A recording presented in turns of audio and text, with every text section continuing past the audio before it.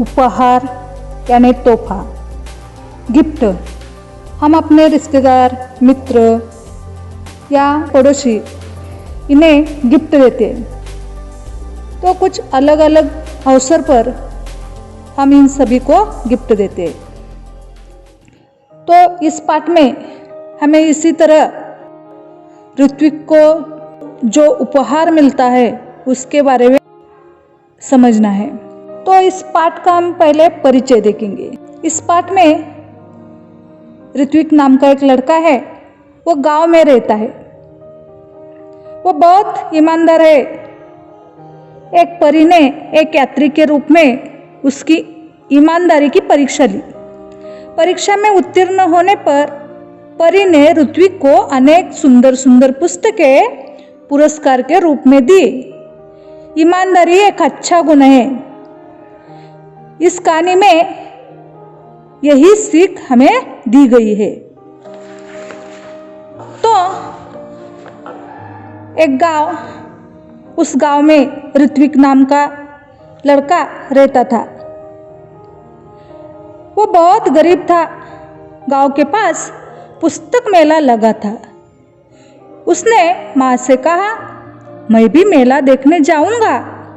उसकी माँ बोली, देखो घर में कोई बड़ा नहीं है, तुम अकेले कैसे जाओगी इतनी दूर? बेटा, मेला देखने की जिद छोड़ दो, चलो दूध पी लो।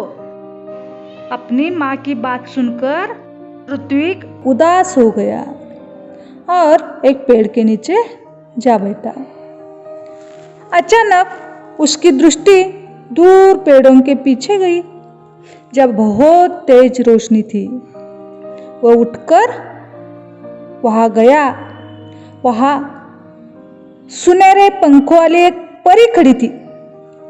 ऋत्विक ने हैरान होकर उस परी से पूछा, तुम कौन हो? वो बोली, मैं परी हूं, लेकिन तुम यहाँ उदास क्यों बैठे हो? परी का प्रश्न सुनकर ऋत्विक की आंखों में आंसू आ गए। वो बोला, मैं अपने दोस्तों के साथ पुस्तक मेला देखना और पुस्तकें खरीदना चाहता हूँ। ये कहकर ऋत्विक खामोश हो गया। तब परी बोली, इसमें दुख की क्या बात है? ये समझ लो, तुम्हारी मदद करने के लिए ही मैं आई हूँ। ऐसा मैं तभी करूँगी जब तुम मेरी परीक्षा में उत्तीर्ण हो जाओगे। कौन सी परीक्षा है? ऋत्विक ने पूछा। परी ने कहा, बता दिया तो परीक्षा कैसी? ठीक है, ऐसा कहकर ऋत्विक वहां से चला गया।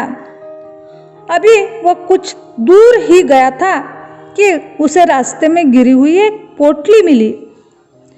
उसने उसे खोलना चाहा, फिर सोचने लगा, जब यह मेरी नहीं है तो इसे खोलने का मुझे हक ही नहीं है। ऋत्विक ने पोटली नहीं खोली। तभी किसी की आवाज उसके कानों में पड़ी, बेटा, मेरी पोटली गिर गई है रास्ते में, क्या तुमने देखी है? ऋत्विक ने पूछा। किस रंग की थी? लाल रंग की, राहगीर ने बताया। और कोई पहचान बताओ? ऋत्विक ने राहगीर से कहा। उस पर एक सुनहरे पंखों वाली परी का चित्र बना है। राहगीर का जवाब था। ऋत्विक ने अपनी थैली से जब वो पोटली निकाली तो उस पर छपा परी का चित्र चमकने लगा। ऋत्विक ने वह पोटली राहगीर को दे दी।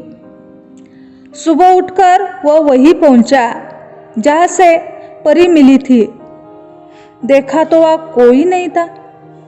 वो बैठ गया। उसकी आंखों के सामने वही लाल रंग की पोटली दिखाई देने लगी। तभी तेज प्रकाश फैला। सामने परी खड़ी थी। परी ने पूछा, कैसे हो? ऋत्विक ने जवाब दिया, ठीक हूं। तभी परी ने कहा, अपनी आंखें बंद करो, मैं तुम्हें इनाम दूंगी। ऋत्विक ने पूछा, किस बात का?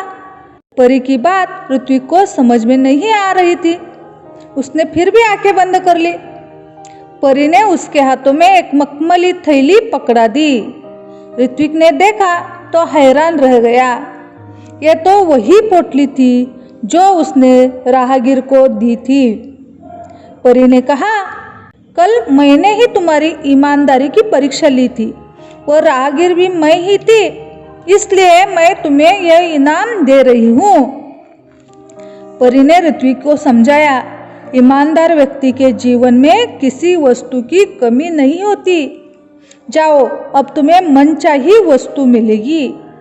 ऋत्विक के पास शब्द नहीं थे जिससे वह परी को धन्यवाद देता। खुशी से उसकी आंखें भर आई। लाल मखमली पोटली ऋत्विक ने अपनी माँ को दी। माँ को समझ में नहीं आ रहा था कि उसका बेटा उसे क्या दे रहा है। जब माँ वो पोटली खोलने लगी तब पोटली कई गुना बड़ी हो गई और उसमें से सुंदर सुंदर पुस्तकें बाहर निकल आई।